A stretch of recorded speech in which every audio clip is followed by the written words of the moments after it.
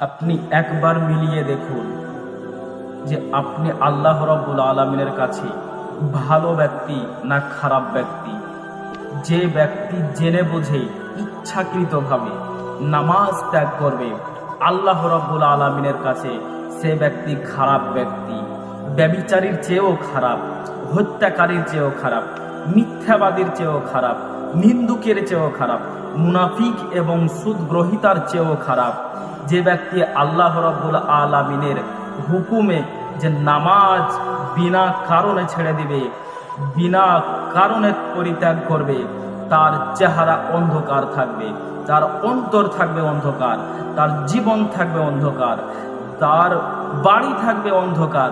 এবং আল্লাহ রাব্বুল আলামিন বলবেন, আর যে আমার স্মরণ থেকে মুখ ফিরিয়ে নেবে তার জন্য হবে নিশ্চয় এক সংকুচিত জীবন।